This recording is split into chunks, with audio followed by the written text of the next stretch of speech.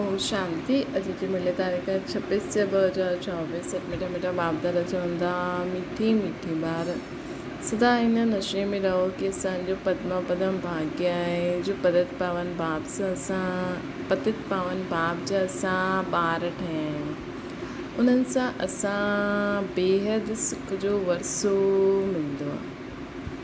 पतित पावन बाप जा असां ॿार ठहिया आहियूं। उन पतित पावन बाप खां असांखे बेहद जो वरसो मिलंदो आहे। प्रश्न आहे, तव्हां ॿारनि खे कंहिंसां बि कहिड़े बि धर्म सां घृणा व नफ़रत न थी सघंदी आहे छो? उत्तर आहे, छो जो तव्हां बीज ऐं झाड़ खे ॼाणंदा आहियो। तव्हांखे पतो आहे कि मनुष्य सृष्टि रूपी बेहद जो झाड़ आहे। इन में हर हिक जो पंहिंजो पंहिंजो पार्ट आहे। नाटक में कॾहिं बि एक्टर्स हिक ॿिए सां घृणा न कंदा आहिनि। तव्हां ॼाणंदा आहियो असां हिन नाटक में हीरो हीरोइन जो पार्ट विधायूं था। असांजो सुख ॾिठो आहे उहो ॿियो कोई ॾिसी न सघे। तव्हांखे अथाह ख़ुशी आहे कि सॼे विश्व ते राज्य करण वारा असां आहियूं। ओम शांति। ओम शांति चइण सां ई ॿारनि खे जो नॉलेज मिली आहे उहा सॼी बुद्धि में अची वेंदी आहे। मां आत्मा आहियां, परमात्मा जी संतान आहियां, परम धाम में रहण वारी। बाप जी बि बुद्धि में कहिड़ी नॉलेज आहे। इहा मनुष्य सृष्टि रूपी झाड़ आहे जंहिंखे कल्प वृक्ष बि चईंदा आहियूं। उन्हनि सां उत्पत्ति पालना पोइ विनाश कीअं थींदो आहे, हुनजी उत्पत्ति पालना पोइ विनाश कीअं थींदो आहे, सॼो बुद्धि में अचिणो खपे।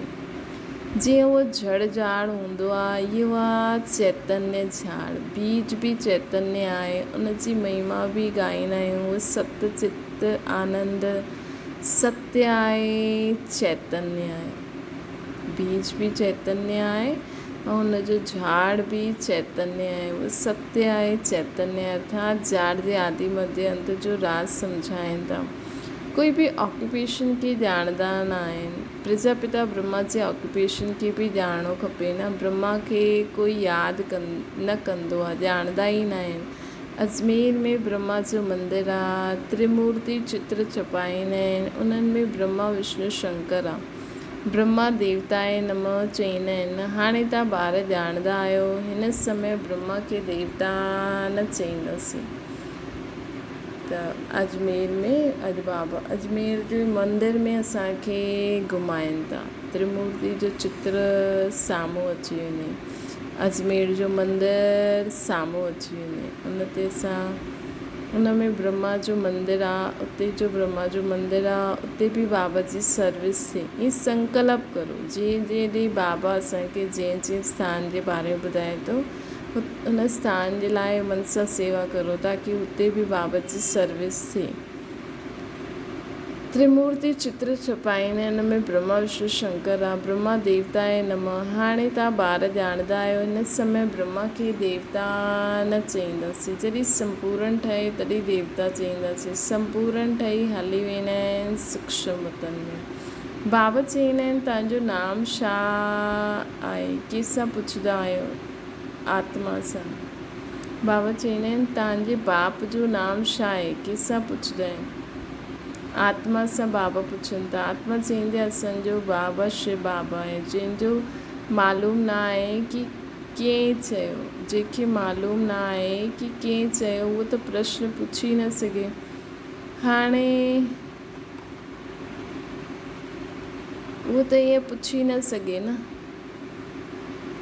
कि तव्हांजो बाप केरु आहे। इहे त जेका ज्ञानी ॿार आहिनि उहे ई पुछी सघंदा आहिनि।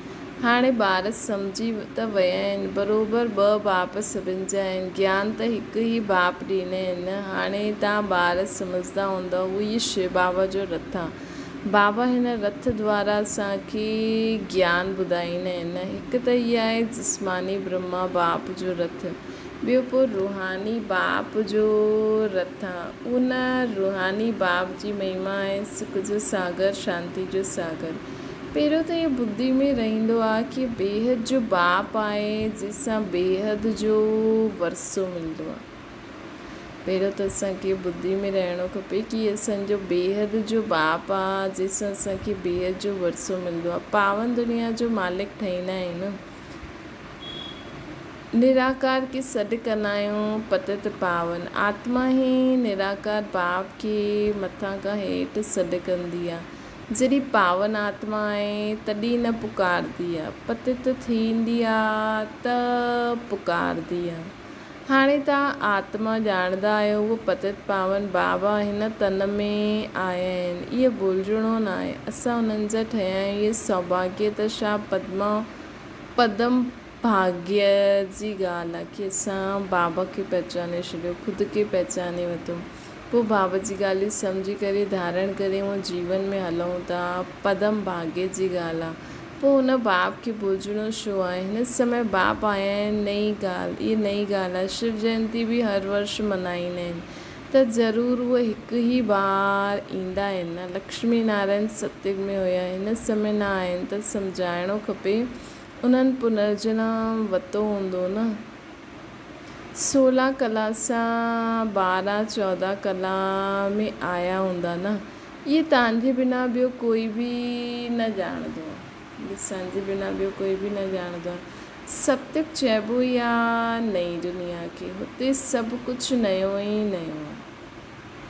सतयुग चइबो आहे नई दुनिया खे, हुते सभु कुझु नयो ई नयो हूंदो, कुझु बि पुराणो न हूंदो। सिर्फ़ु असांजी पुराणी आत्मा चमकंदो सितारो थी वेंदी, बाक़ी त कुझु बि न आहे पुराणो। और इहे तत्व जो हूंदा इहे सतो प्रधान थी वेंदा।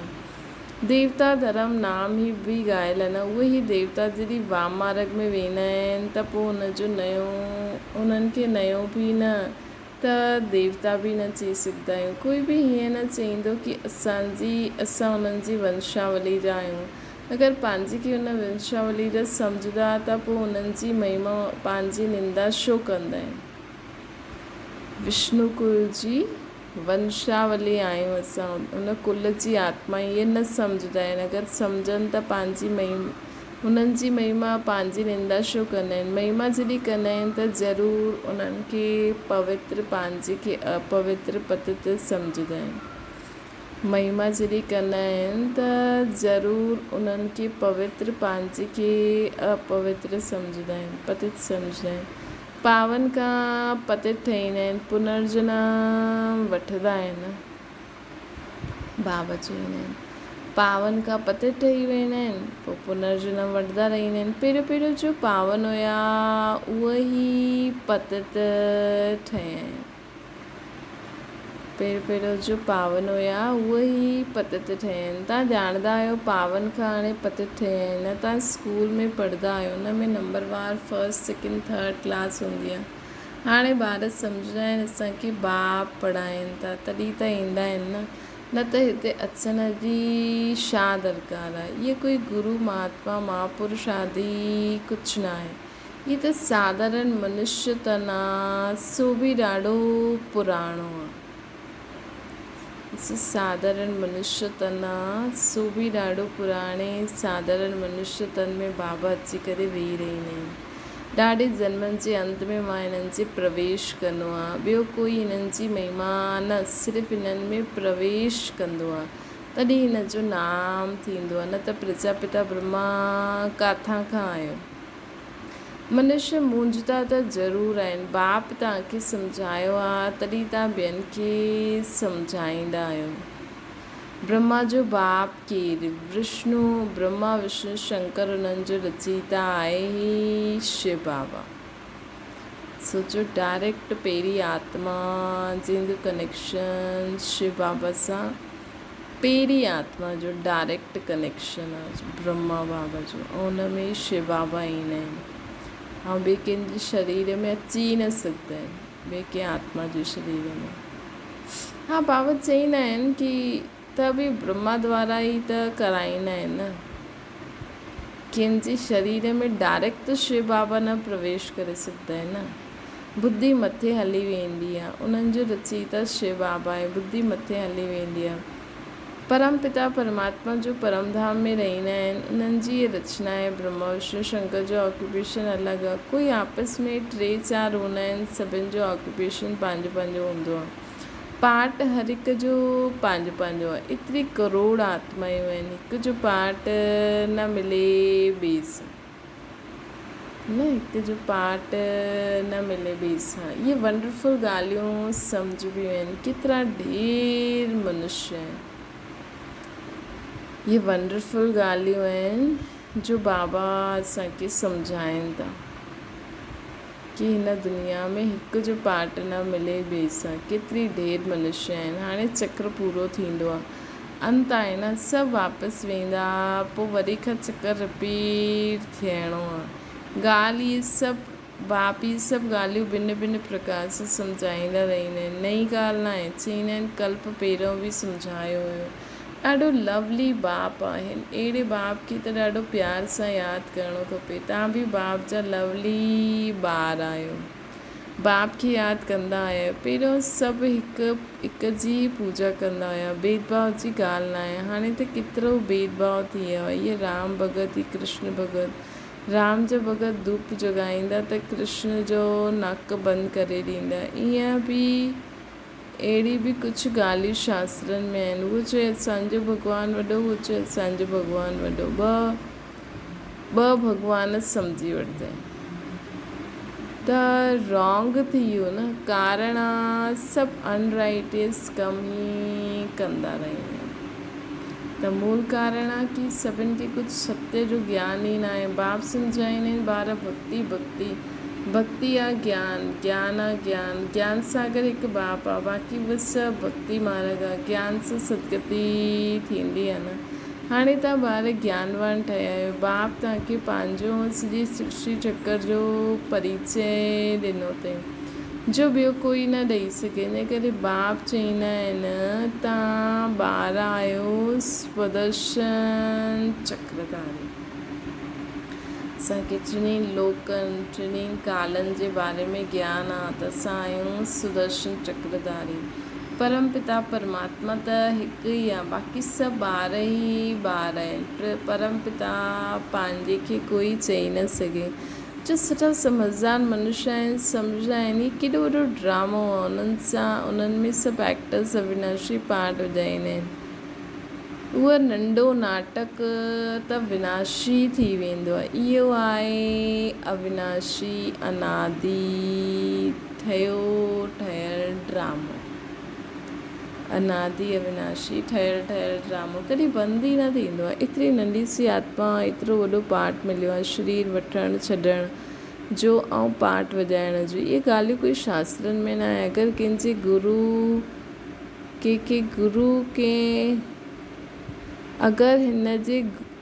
अगरि हिनजे कंहिं गुरू हिनखे ॿुधायो त उन्हनि जा ॿिया बि त फॉलोअर्स हूंदा न। त इहे सभु ॻाल्हियूं असांखे शिव बाप अची करे ॿुधाईंदा आहिनि।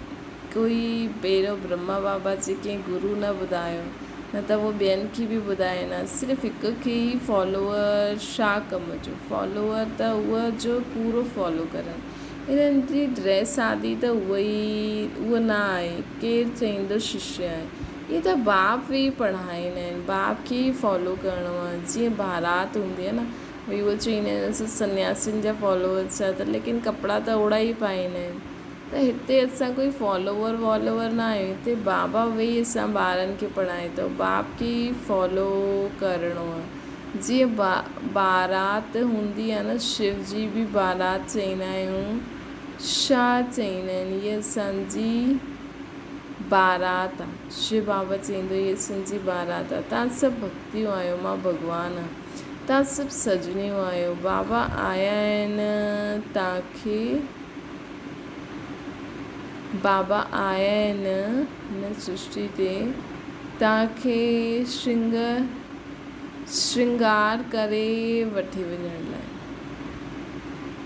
ॾिसो बाबा चवनि था कि तव्हां सभु मुंहिंजी सजनियूं आहियो। मां हिकु साजन आहियां। मां तव्हांखे श्रृंगार करे वापसि पंहिंजे घरु वठी वञण लाइ आयो आहियां। पहिरियों तव्हांखे श्रृंगार कराईंदमि, गुल ठाहींदमि, पोइ वापसि वठी वेंदमि। केतिरी ख़ुशी हुजणी खपे। हाणे त सृष्टि जे आदि मध्य अंत खे ॼाणंदा आहियो। तव्हां बाप खे यादि कंदे कंदे पवित्र ठही वेंदा आहियो त पवित्र राजाई बि मिलंदी आहे। असां बाप खे यादि कंदे कंदे पवित्र ठही वेंदा आहियूं त राजाई बि मिलंदी आहे।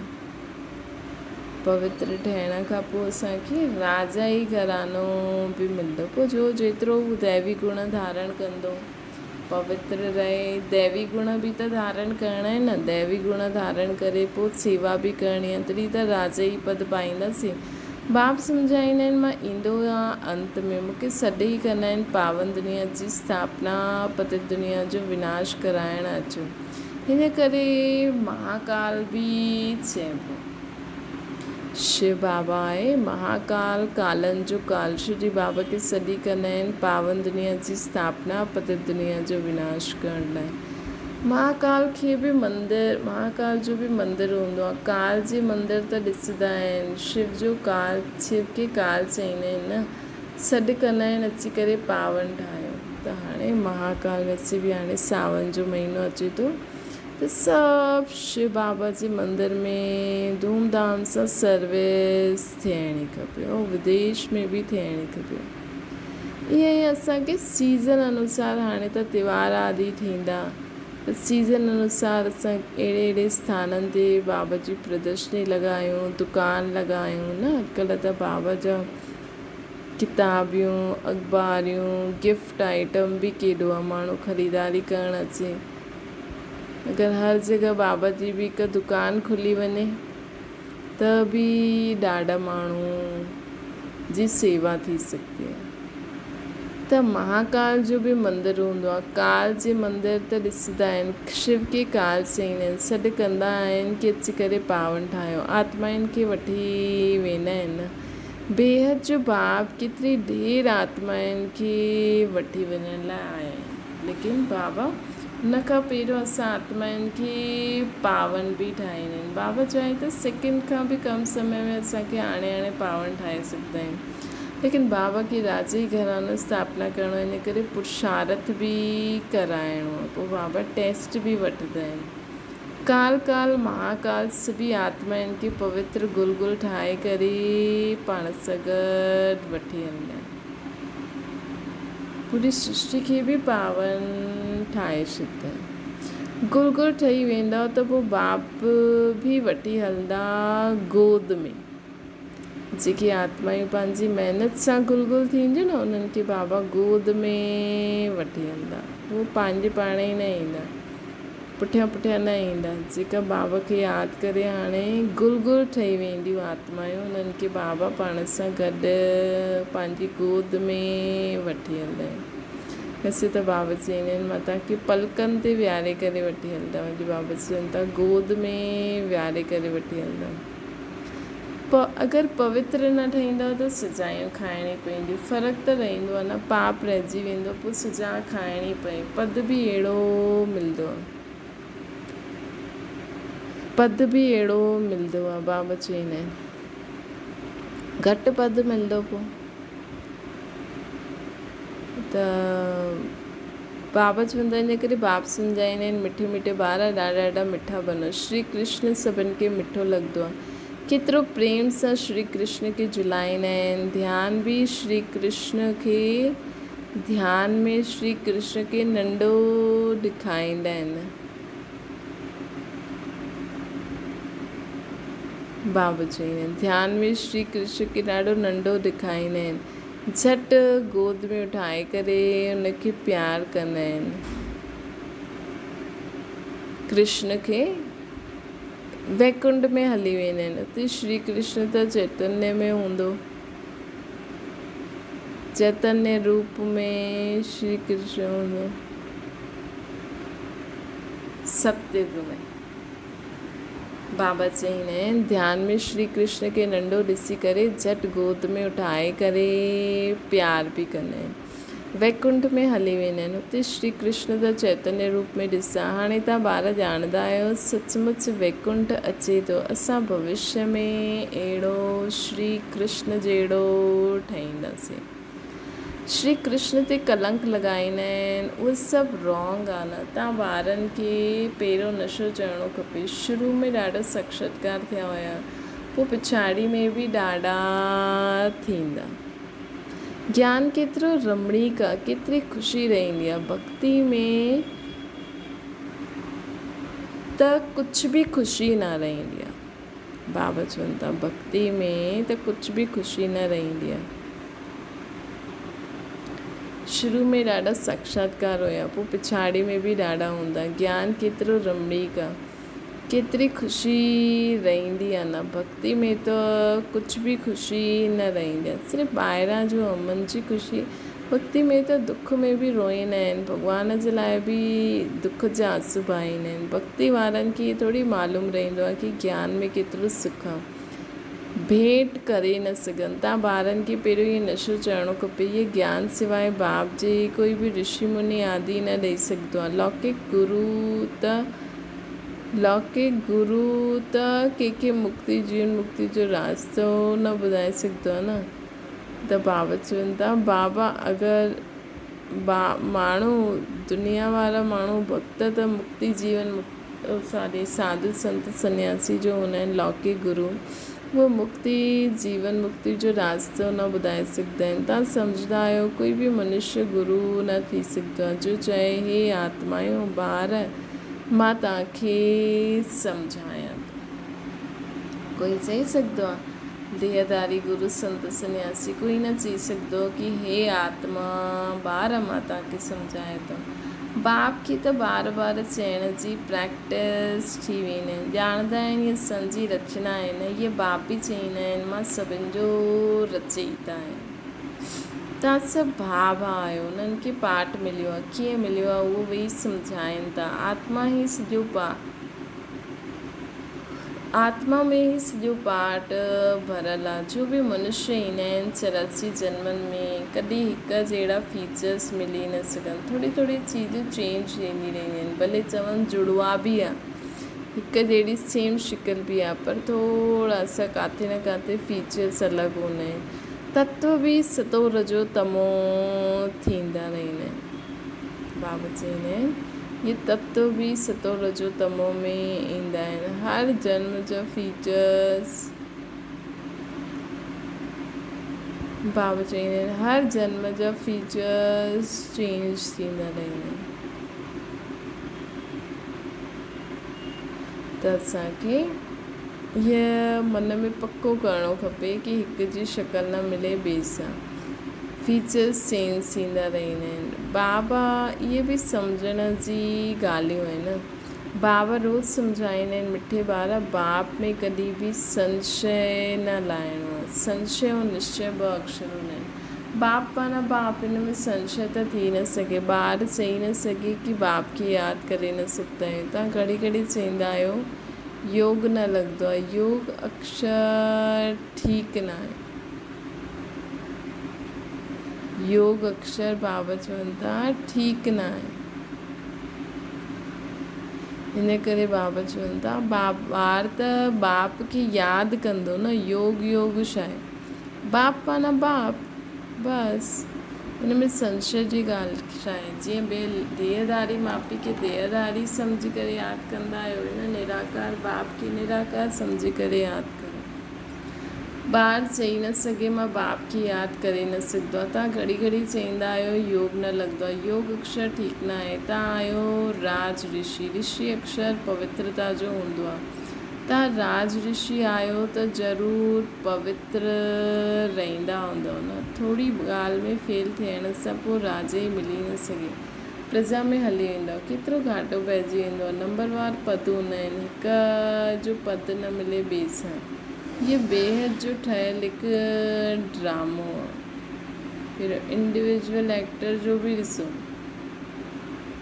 फिर इंडिविजुअल एक्टर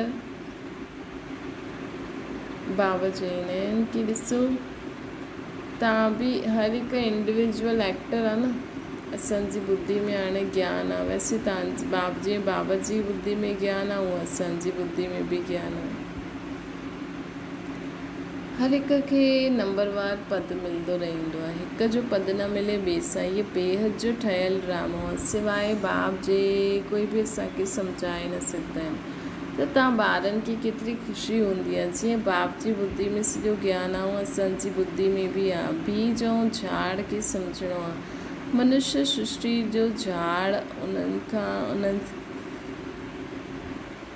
इन्हनि जी सात बेनियन ट्री जो मिसाल बिल्कुलु एक्यूरेट आहे। बुद्धि बि चईंदी आहे असांजो आदि सनातन देवी देवता धर्म जो थोरो हुयो उहो प्रायलोप थी वियो। जो थोरो हुयो उहो प्रायलोप थी वियो। बाक़ी सभु धर्मनि जी टालटालियूं आदि खड़ियूं आहिनि। ड्रामा अनुसार इहे सभु थियणो ई आहे। इन में घृणा जी ॻाल्हि न आहे। असांखे कंहिंसां बि घृणा नफ़रत न करणी आहे।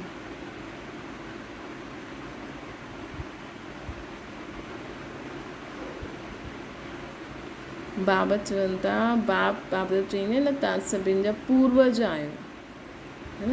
जीअं कई माण्हू हूंदा आहिनि न, उन्हनि खे कंहिं सिख धर्म न वणंदो आहे, कंहिंखे मुस्लिम न वणंदो, सिख खे हिंदू न वणंदा, मुस्लिमनि खे हिंदू जी न वणंदा। लेकिन असांखे कंहिंसां बि ईअं न करिणो आहे, इहो ख़राबु आहे। बल्कि सभु तमो प्रधान त तत्व थी धर्म थी विया आहिनि, बल्कि असांखे बाबा जी वाइब्रेशन ॾेई करे उन्हनि खे बि परिवर्तन करिणो आहे। छोजी आहिनि त सभई आत्मायूं बाप जा ॿार ई न।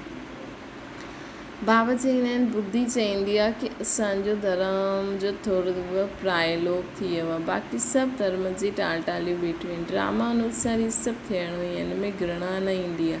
नाटक में एक्टर्स खे कॾहिं घृणा न ईंदी। बाप चईंदा आहिनि तव्हां पतित ठही विया हो त पोइ पावन ठहिणो आहे न। तव्हां जेतिरा सुख ॾींदा ओतिरो ॿियो कोई न ॾिसंदा आहिनि। तव्हां जेतिरो सुख ॾिसंदा आहियो ओतिरो ॿियो कोई न ॾिसंदो आहे। तव्हां हीरो हीरोइन आहियो, विश्व ते राज पाइणो आहे त अथाह ख़ुशी हुजणी खपे। असां हीरो हीरोइन आहियूं, असांखे विश्व ते राज पाइणो आहे। असां विश्व ते राज पाईंदा आहियूं त असां हीरो हीरोइन आहियूं त पूरे विश्व ते राज्य पाइण वारी ख़ुशि रहण वारी आत्मायूं आहियूं। त बाबा चवनि था त एतिरी ख़ुशी हुजणी खपे। असां विश्व जा महाराजा महारानी था ठहूं, केतिरी ख़ुशी हुजणी खपे। भॻवानु पढ़ाए थो, केतिरो रेगुलर पढ़णो खपे, एतिरी ख़ुशी बि हुजणी खपे। बेहद जो बाप असांखे पढ़ाइनि था। राजयोग बि बाप ई सिखलाईंदा आहिनि। कोई शरीरदारी त सिखलाए न सघे। बाबा आत्माउनि खे सिखलाईंदा आहिनि, आत्मा ई धारण कंदी आहे। बाप हिकु बार ई पाठ ईंदा आहिनि हिन सृष्टि ते पाठ वॼाइण। आत्मा ई पाठ वॼाए करे हिकु शरीर छॾे पोइ ॿियो वठंदी आहे। आत्माउनि जो बाप पढ़ाईंदा आहिनि। आत्माउनि खे वरी सत्युग में असांखे नॉलेज हूंदी कि असां आत्मा हिकु शरीर छॾे करे ॿियो वठंदा आहियूं। त बाबा ॿियो चवनि था कि असांखे आत्माउनि खे बाबा वेही पढ़ाइनि था, देवताउनि खे न पढ़ाईंदा आहिनि। न त देवताऊं ई पढ़ंदा आहिनि। संगम युग बाबा चवनि था संगम युग ते ई माची करे पढ़ाईंदो आहे पुरुषोत्तम ठहिण जे लाइ। तव्हां ई सभु पढ़ंदा आहियो न। असां ई सभु कुझु पढ़ंदा रहंदा आहियूं। केरु पढ़ंदी आहे? आत्मा पढ़ंदी आहे। संगम ते बाप सां आत्मा पढ़ंदी आहे। ई संगम हिकु ई आहे जॾहिं तव्हां पुरुषोत्तम ठहींदा आहियो। सत्य ठाहिण वारो, सत्युग जी स्थापना करण वारो हिकु सचो बाप ई आहे। सत्य ठाहिण वारो, सत्युग स्थापना करण वारो हिकु बाबा चवंदा आहिनि। सत्युग जे लाइ स्थापना केरु कंदो? सत्युग जे लाइ स्थापना केरु कंदो? तव्हां। सत्य ठाहिण वारो, सत्युग जी स्थापना करण वारो हिकु सचो बाबा आहे जो असां द्वारा ई नई दुनिया जी स्थापना कंदा आहिनि। शिव बाप असां द्वारा ई नई दुनिया जी स्थापना कंदा आहिनि। अच्छा, मीठी मीठी सिकल ते ॿारनि प्रति माता पिता बाप दादा जो यादि प्यार ऐं गुड मॉर्निंग। रूहानी बाप जी सभिनि रूहानी ॿारनि खे नमस्ते। असांजी भी रूहानी माता पिता बाप दादा खे याद प्यार गुड मॉर्निंग और नमस्ते। धारणा जे लाइ मुख्य सांस संगम युग ते डायरेक्ट भगवान सां पढ़ाई पढ़ी करे ज्ञानवान आस्तिक ठहिणो आहे, ठहिणो बि आहे ठाहिणो बि आहे। कॾहिं बि बाप पढ़ाई में संशय न लाहिणो आहे। ॿियो आहे बाप समान लवली ठहिणो आहे। असांखे बाप समान लवली ठहिणो आहे। लवली बाप जा असां लवली ॿार आहियूं न। बाप समान लवली कीअं ठाहींदासीं? सदा सर्व जे प्रति शुभ भावना शुभकामना हुजणी खपे। भगवान असांजो श्रृंगार थो करे, हिन ख़ुशी में रहणो आहे। कहिड़े बि एक्टर सां घृणा व नफ़रत न करणी आहे। हर हिक खे हिन ड्रामे में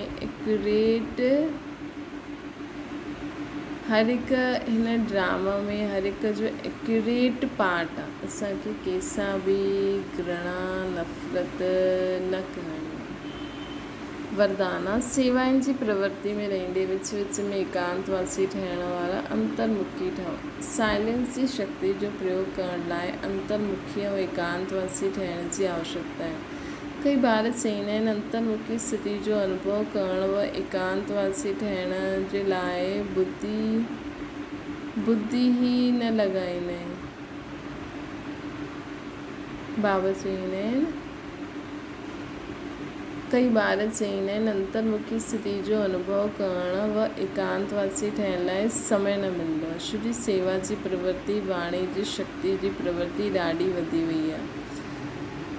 त अगरि असां पंहिंजी बुद्धि द्वारा कमु करूं, सम्झी करे कर्म करूं त समय मिली वेंदो। लेकिन हिन जे लाइ इकठो अधु घंटो व 1 घंटो निकिरण जे बजाए विच विच में थोरो समय कढो त शक्तिशाली स्थिति थी वेंदी। मतिलबु इहे जो बाबा त चईंदा आहिनि न, इहे जो असां वेहींदा आहियूं न कलाक सॼी राति ईअं वटी करणु, ॾिसो सभु अॼुकल्ह त एॾो माण्हू संगठन जे बल सां त बि वेही करे त अॼुकल्ह त माण्हू ज़्यादा वेही बि नथो सघे न। त बाबा चईंदा आहिनि ॾिसो ब्रह्मा बाबा छा पुरुषार्थ कई? ब्रह्मा बाबा भट्टियूं कई?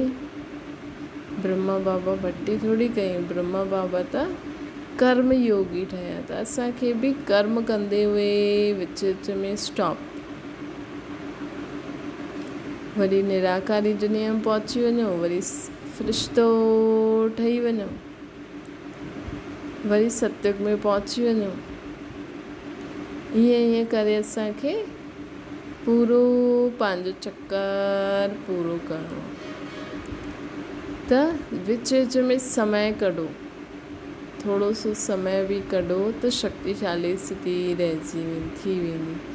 पर इहे न जंहिं समय असां गाॾी था हलायूं या गैस ते कमु था करूं, हिन समय बि जेतिरो खपे ओतिरो असांखे कर्म कढी करे वापसि पंहिंजे साइलेंस में पहुची वञो। जेतिरो समय निकिरे ओतिरो समय कढी पंहिंजो कर्म करे वापसि पंहिंजे साइलेंस होम में पहुची वञो। मतिलबु हाणे असांखे कर्म कॉन्शियस न ठहिणो आहे, कर्म योगी ठही करे कर्म करिणो।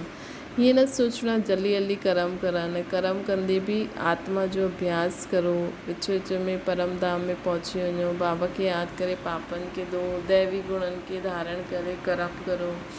हाणे असांजी कर्म कंदे हुए बि माण्हुनि खे शांती, प्रेम, आनंद, ख़ुशी, पॉज़िटिव एनर्जी मिले। हिन करे असां माण्हुनि जे संपर्क में अचूं था, कर्म करूं था। असां सुम्हूं बि था, ईअं न सुम्हूं, असांखे हाणे आराम करिणो आहे। सुम्हंदे हुए बि असां जीअं त योग में आहियूं, जागती जोत, जीअं बसि मां आत्मा जागल आहियां ऐं बसि शरीर खे विश्राम थी ॾियां। त हीअं असां पंहिंजे निंड में बि योग करे सघंदा आहियूं।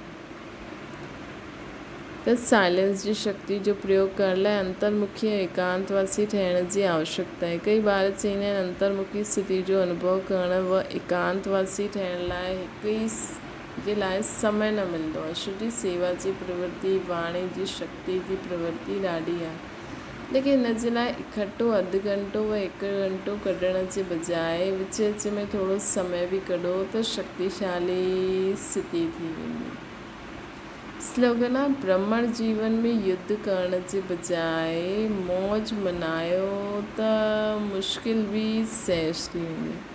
ब्राह्मण जीवन में युद्ध करण जे बजाय सदा मौज मनायो, मौज मनाई न हिन माण्हू।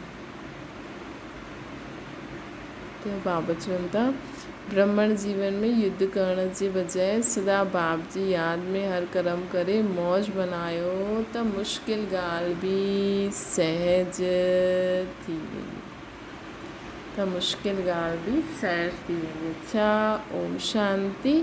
बाबा खे यादि करो।